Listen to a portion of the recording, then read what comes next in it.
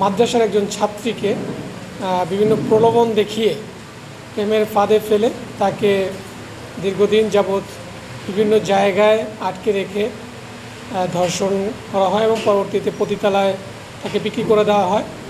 এটা নিয়ে এলাকায় একটু ভালো আলোড়ন সৃষ্টি করে।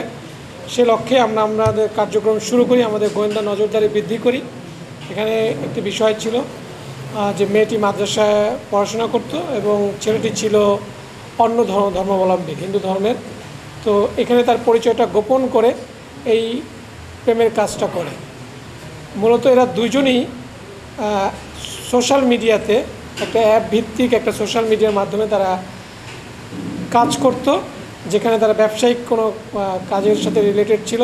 সেখানেই তাদের পরিচয় হয়। এই পরিচয়ে ছেলেটি তার পরিচয়টা গোপন রাখে, তার যে আসল যে ধর্মটা সেটা সে পরিচয় রাখে এবং মেয়েটা জানতো না।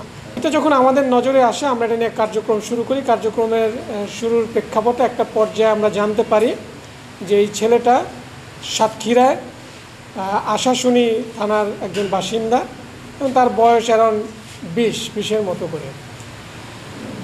এবং এই মেয়েটিকে তারা প্রায় 20 দিনের মতো একটি হোটেলে রেখে তারা নির্যাতন করে এবং একটা পর্যায়ে যে ছেলেটার নাম শুভজিৎ, এই শুভজিৎ যখন আপনাদের এই বিভিন্ন মিডিয়ায় প্রচার হওয়ার পরে সে যখন বুঝতে পারে যে তার সাস্টেন করা ডিফিকাল্ট হয়ে যাবে, পরবর্তীতে সে সাব্বির নামে একজন তার বন্ধুর কাছে তাকে দিয়ে দেয়।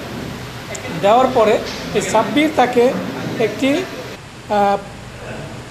খারাপ জায়গায়, পতিতালয়ের মতো একটা জায়গায় তাকে এক সর্দারনির কাছে তাকে হ্যান্ড ওভার করে। এই পর্যন্ত আমাদের তথ্য আছে, তথ্য পেয়েছি। সেখান থেকে অন্য একটি সংস্থা মেয়েটিকে উদ্ধার করে নিয়ে এসে তাকে হাসপাতালে ভর্তি করা হয় এবং পরবর্তীতে আমরা এই যে শুভজিৎ তাকে খোঁজার জন্য আমাদের কার্যক্রম শুরু করি।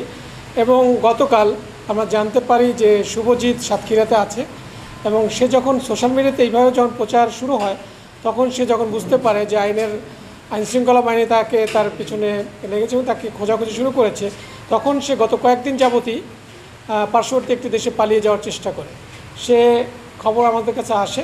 পরবর্তীতে আমরা আমাদের গোয়েন্দা নজরদারি, আমাদের র্যাব 11-এর তৎপরতা মাধ্যমে আমরা তার স্থানটা শনাক্ত করতে পারি এবং সেই শনাক্ত অনুযায়ী আমরা এখান থেকে আমাদের যে র্যাব 6 আছে সাতক্ষীরাতে, সেখানের একটি টিমকে আমরা বলি এবং সেখানে র্যাব 6-এর একটি চৌকস অভিযানিক দল গতকাল সন্ধ্যার দিকে একটা অভিযান পরিচালনা করে এই শুভজিৎকে আইনের আওতায় আনতে সক্ষম হয় এবং পরবর্তীতে আমরা এখানে নিয়ে আসছি এবং তার বিরুদ্ধে যে আইনানুগ যে প্রক্রিয়া সেটা প্রক্রিয়াধীন রয়েছে।